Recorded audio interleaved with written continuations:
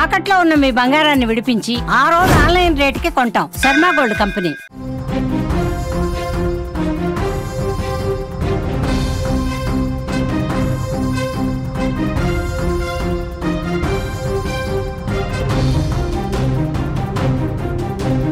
మనిషి బిజీ లైఫ్లో ఎంటర్టైన్మెంట్కి మందు ద్వారా మద్యం ద్వారా వచ్చే కిక్కు సరిపోవట్లేదు.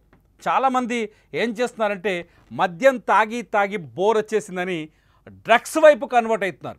ముఖ్యంగా ఈ జనరేషన్ పూర్తిగా డ్రగ్స్కి బానిస అయిపోతుంది. ఇప్పుడున్న జనరేషన్లో 30 ఏళ్ల లోపు వయసున్న వాళ్ళలో దాదాపు 70% మంది గంజాయి డ్రగ్స్ తీసుకుంటున్న సందర్భాలు స్పష్టంగా కనిపిస్తున్నాయి. బ్లాక్ మార్కెట్లో అతిపెద్ద బిజినెస్ ఏంటి అంటే డ్రగ్స్, గంజాయి. ముఖ్యంగా సాఫ్ట్వేర్, సినిమా ఇండస్ట్రీ పైన మా పైన ముద్రేస్తున్నారు అనుకోవచ్చు, కానీ మీ ఇండస్ట్రీలో ఉన్న వాళ్ళలో ఎక్కువ మంది ఈ డ్రగ్స్, గంజాయికి బానిసలైపోతున్నారు, జీవితాలని నాశనం చేసుకుంటున్నారు. అంతేకాదు హైదరాబాద్ శివారు ప్రాంతాల్లో, హైదరాబాద్కి 100 కిలోమీటర్ల రేడియస్లో ఎటువంటి గెస్ట్ హౌస్ ఉన్నా, ఎందుకంటే గెస్ట్ హౌస్ల సంఖ్య పెరిగిపోయింది, రిసార్ట్ల సంఖ్య పెరిగిపోయింది, ఎంటర్టైన్మెంట్ కోసం ఖర్చు చేసే మనుషులు పెరిగిపోయారు, లైఫ్ అంతా ఎంటర్టైన్మెంట్ అనే ఆలోచన పెరిగిపోయింది. దీంతో ఎక్కువ మంది ఏ పార్టీ జరిగినా ఆ పార్టీలో ఏదో ఒక పార్టీ, అది రాజకీయ నాయకుల పార్టీ కావచ్చు, సామాన్యుడి పార్టీ కావచ్చు, చిన్న బర్త్డే పార్టీ కావచ్చు, అందులో ఖచ్చితంగా డ్రగ్స్ యూస్ చేస్తున్నారని తెలుస్తుంది. చాలా కేసుల్లో బయటపడుతుంది. ఎందుకంటే ఇవాళ హైదరాబాద్ శివారులోని చేవెళ్లలో దొరికిన ఒక బర్త్డే పార్టీని మీరు అబ్జర్వ్ చేస్తే, మీరు స్క్రీన్ పైన చూస్తున్నారు, చేవెళ్లలో వీళ్ళ కూర్చున్న వాళ్ళంతా ఇప్పుడు పోలీసుల అదుపులో ఉన్నారు, అరెస్ట్ అయి ఉన్నారు. ఇక్కడ ఒక బర్త్డే పార్టీ కోసం వచ్చిన వాళ్ళంతా మద్యం కొనలేదు, మద్యం కంటే కాస్ట్లీ అయినా ఎక్కువ కిక్ ఇచ్చి మనిషిని మరో ప్రపంచంలోకి తీసుకెళ్తుందనే నమ్మకంతో ఉన్న డ్రగ్స్ను కొనుగోలు చేసి ఆ డ్రగ్స్ని వాడుతూ అడ్డంగా చేవెళ్ళ పోలీసులకు దొరికిపోయారు. చూడండి, డబ్బులు ఎక్కువ ఉంటే చాలు, బెంజ్ కార్లనో లేకపోతే BMW కార్లలో తిరిగితే డబ్బులు ఎక్కువ ఉంటే చాలు, వాళ్ళందరికీ ఖచ్చితంగా చెడలవాట్లు కూడా, దురలవాట్లు కూడా ఎక్కువగా కనిపిస్తున్నాయి. ధనవంతుల పిల్లల్ని చూసి, పులిని చూసి నక్కవాత పెట్టుకున్నట్టు మిడిల్ క్లాస్ వాళ్ళు కూడా ఈ డ్రగ్స్కి, గంజాయికి బానిస అయిపోతున్నట్టు స్పష్టంగా అర్థమవుతుంది. అసలు కథ ఏంటనేది ఒకసారి నేను తీసుకెళ్ళిపోతే, ఐటీ ఉద్యోగులు అంటేనే బిజీ లైఫ్. వీళ్ళ వీక్ డేస్ అంతా కంప్యూటర్లు ముందు కూర్చొని ఉంటారు, వీకెండ్ వస్తే కాస్త రిలాక్స్ అవ్వాలని చూస్తారు.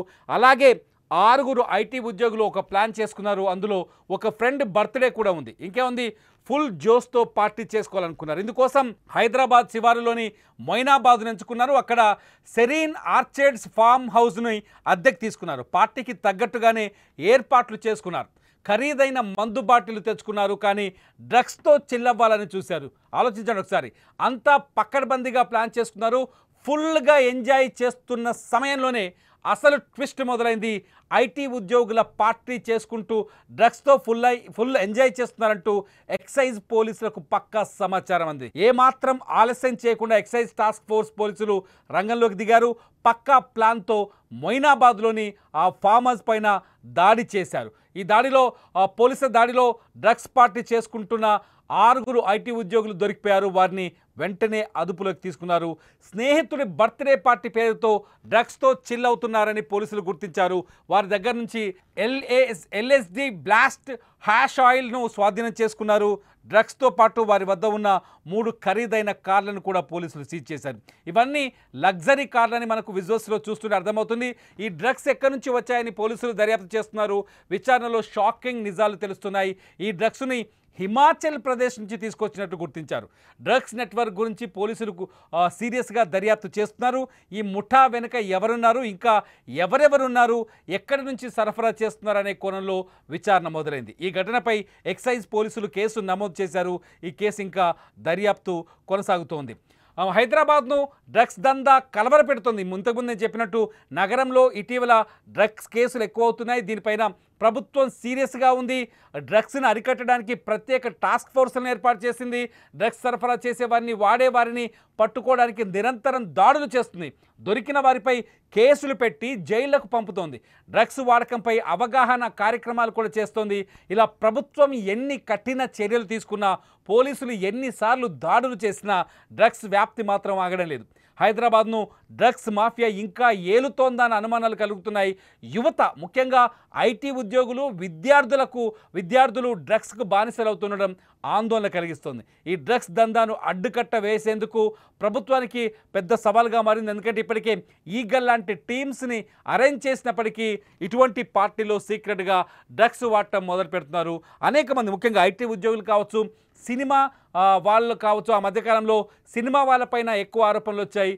తాజాగా తిరుపతిలో కూడా ఒక సినిమా యాక్టరు, చెన్నైలో కూడా ఒక సినిమా యాక్టరు పోలీసులకు దొరికిపోయిన సందర్భాన్ని మనం చూసాం. అంటే మత్తు కోసం మద్యంతో కిక్కు సరిపోవట్లేదు, మద్యానికంటే మించిన కిక్కు కావాలనే ఉద్దేశంతో ఎక్కువ మంది పిల్లలు ఈ డ్రగ్స్కి గంజాయికి బానిసైపోతున్నారు. ముఖ్యంగా ఒక్కసారి ఆలోచించాలి తల్లిదండ్రులు. ఎందుకంటే మీ పిల్లలు డ్రగ్స్ తీసుకుంటే మీరు వారసత్వంగా ఎన్ని వేల కోట్లు సంపాదించినా, ఎన్ని లక్షల కోట్లు సంపాదించినా మీ పిల్లలు డ్రగ్స్ తీసుకుంటే మీ వారసులు నాశనమైపోతారు. అక్కడి నుంచి ఎప్పుడైతే మీ పిల్లలు కానీ మీ కుటుంబంలో ఉన్న మీ పిల్లలు డ్రగ్స్కు బానిసైపోతే అక్కడితో మీ కోట్ల విలువైన సంపద కాదు, మీ వంశం సర్వనాశనం అయిపోయే అవకాశం కనిపిస్తుంది. డ్రగ్స్కు బానిసైతే అక్కడితో మీ జీవితాలు అంతమైనట్టే, మీ కుటుంబాలు మీ లెగసీలన్నీ అంతమైపోయినట్టే. డ్రగ్స్కి లొంగిపోతే మీ ఎన్ని వేల కోట్లు సంపాదించినా సరే, ఎన్ని వేల కోట్లు సంపాదించినా ఒక్కసారి డ్రగ్స్కి మీరు లోనైపోయారనుకోండి, మీ పిల్లల్ని మీరు పట్టించుకోకుండా వదిలేశారనుకోండి, కథం. అక్కడితో మీ వేల కోట్లు, మీ ప్రస్థానం, మీ లెగసీ అన్నీ సర్వనాశనం అయిపోతాయి. ముఖ్యంగా ఈ హెచ్చరికను తల్లిదండ్రులకు చేస్తున్నారు. మీ పిల్లలు డ్రగ్స్ వైపు పోకుండా, వాడు సాఫ్ట్వేర్ ఇంజనీర్ కావచ్చు, సినిమా యాక్టర్ కావచ్చు, వేల కోట్లు సంపాదించే బిజినెస్ మెన్ కావచ్చు, పోలీసులకు దొరికితే జైలు శిక్ష మాత్రమే పడుతుంది. ఒకసారి నేను చెప్పాలనుకుంటున్నా, ఇక్కడ డ్రగ్స్ తీసుకొని పోలీసులకు దొరికితే కేవలం జైలు శిక్ష మాత్రమే పడుతుంది. కానీ అదే డ్రగ్స్ని మీ పిల్లలు తీసుకుంటే అది జైలు శిక్ష కంటే ప్రమాదకరమైన శిక్ష పడుతుంది. ఎందుకంటే వన్స్ మీ పిల్లలు డ్రగ్స్కి అలవాటు అయిపోతే, వన్స్ మీ పిల్లలు డ్రగ్స్కి బానిసైపోతే వాళ్ళని మీరు ఏ రీహాబిటేషన్ సెంటర్లో పెట్టినా వాళ్ళు చేతికి తిరిగి రారు. వాళ్ళని మార్చుకోవాల్సిన బాధ్యత మీ చేతుల్లో ఉంది. మళ్ళీ డ్రగ్స్ వైపు వెళ్ళిపోతే అక్కడితో అంతటితో మీ కుటుంబం ఆగిపోతుంది. మీ కుటుంబం పెరుగుదల ఆగిపోతుంది, మీ వారసత్వం ఆగిపోతుంది, మీ వారసులు ఆగిపోతారు, మీ కుటుంబం అంతా నాశనం అయిపోతుందని హెచ్చరిక జారీ చేస్తున్నారు ఇక్కడ నుంచి.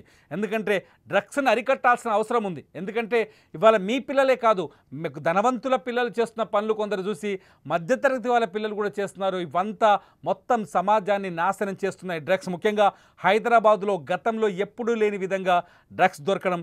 ఇట్లాంటి పార్టీలో చేవెలలో బర్త్డే పార్టీకి వెళ్ళి చిల్లవచ్చు, రిసార్ట్లో మంచిగా ఈత కొట్టొచ్చు ఆ స్విమ్మింగ్ పూల్లో, లేకపోతే ఇంత మందు దాగి బయటికి రావచ్చు కదా. ఆ మద్యం దాగుడే అతిపెద్ద నేరం అనుకుంటే, మద్యం సేవించడమే అతిపెద్ద నేరం అనుకుంటే అందులో డ్రగ్స్ కూడా సేవించడం. మీరు స్క్రీన్లో చూస్తున్నారు విజువల్స్, చేవెళ్ళలోని ఆ రిసార్ట్కి సంబంధించిన విజువల్స్. ఇక్కడ ఉన్న వాళ్ళంతా నిజంగా మీ పిల్లలైతే ఖచ్చితంగా మీ కుటుంబాలు నాశనం అయిపోతున్నాయని నేను అనుకుంటున్నాను. నేను చెప్తున్నాను చాలా క్లియర్గా. మీరేమనుకుంటున్నారు?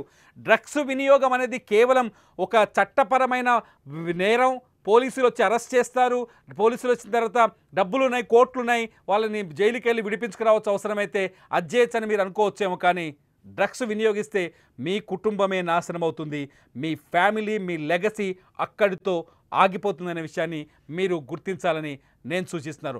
నా మాటల్లో అబద్ధం ఉందా? నేను చెప్పేవి మంచి మాటలా కావా? నిజంగా నేను చెప్పింది నిజమా కాదా? మీరు ఒకసారి ఈ వీడియో కింద కామెంట్ చేయండి. మీ పిల్లలు డ్రగ్స్కు గురైతే, బానిసలైతే మీ జీవితాలు కాదు, పోలీస్ కేసులు ఇవాళ రేపు అయిపోతాయి, కానీ ఖచ్చితంగా మీ కుటుంబం ఆ రోజు నుంచి అంతమైపోతుంది, నాశనం అయిపోతుంది. నా మాటల్లో అబద్ధం ఉంటే ఈ వీడియో కింద మీరు కామెంట్ చేయండి. చూస్తూనే ఉండండి లైవ్ అప్డేట్స్ కోసం సుమన్ టీవీ డిజిటల్ లైవ్, అట్లాగే సుమన్ టీవీ లైవ్.